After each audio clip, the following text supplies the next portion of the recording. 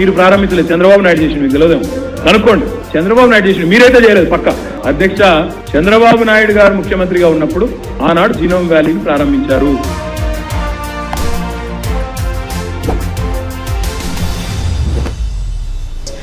For me, he's a absolute role model. And I've seen many political leaders. One, he's cut from a different cloth. And two, he's just somebody who deserves all the respect that we can give.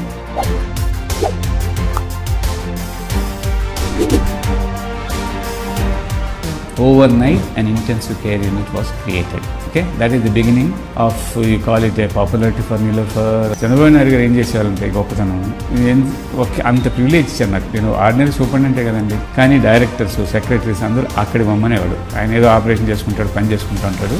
ఆయనకి ఏది కావాలో మీరు వెళ్ళి అక్కడ అడగండి, don't waste his time. ఎంత బాగా చెప్పాడు చూడండి. ఒక టెక్నికల్ మ్యాన్కి ఇవ్వాల్సిన రెస్పెక్ట్ ఇచ్చాడు ఆయన.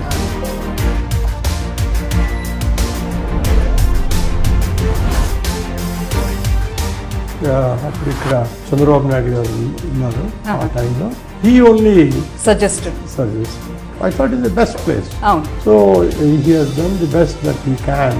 అన్ని కలిసి వచ్చాయి. And in a record time of 17 months we have finished it.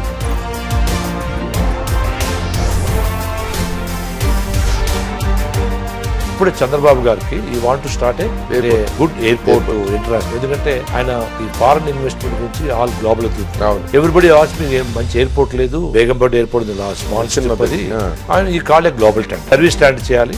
మీకు ఎంత గ్రాంట్ మీకు కావాలి, ఎవరు తక్కువ గ్రాంట్ ఇస్తే ఇస్తామని. మేము తక్కువ గ్రాంట్ కోట్ చేసాం.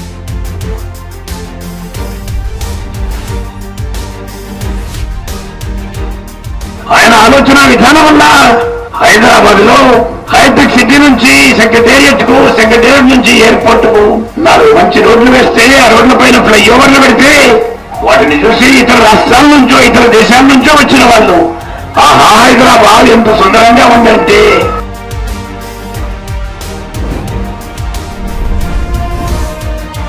I really was excited when I first met the Chief Minister over 20 years ago now, because people were saying to me there's someone who believes in digital technology and digital dashboards even more than you do. And I found that hard to believe, but when we met he had his digital equipment computer and he was really painting a vision of how we could make government better by using this very advanced tool. And he and I have completely agreed on that every step of the way. Today is a real milestone in that. Today we can talk about that we really are starting to use dashboards for agriculture and health, and things like Kayazala are connecting people together for great government activities.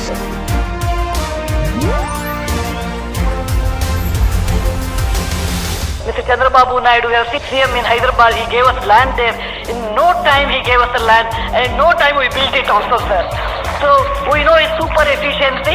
He remembers of a corporate head for me all the time. Super efficiency and a thorough gentleman in every aspect of life, and a great executive officer, and in his leadership.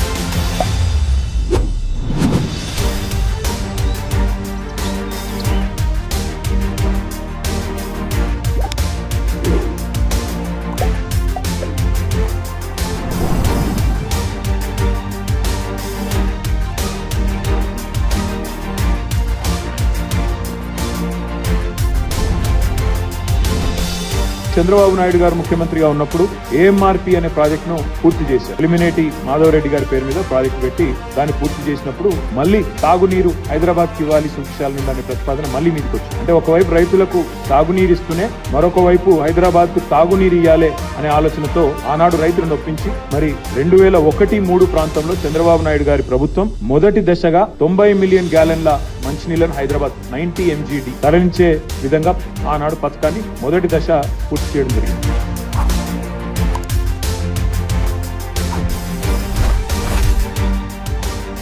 ఎప్పుడైతే చంద్రబాబు నాయుడు గారు 2001, 2, 3 ఆ ప్రాంతంలో ఈ బర్నీ Ecclestone అని ఆయన formula 1 యొక్క CEO ఆయనను కలిసి మీరు హైదరాబాద్కి రండి, మీరు ఇక్కడ రేస్ పెట్టడానికి కావాల్సిన ఏర్పాట్లు నేను చేస్తాను ప్రభుత్వ పరంగా అని ప్రయత్నం ప్రారంభించారు.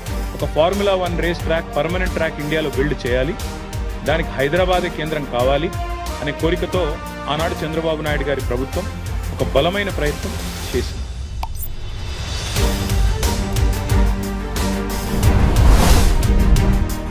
Chandrababu Naidu garu, he was the CM, and then he said, if you want it, then we'll do it. And luckily, land is down. And luckily, in Tarata, then one day we were sitting with the plans and all of it.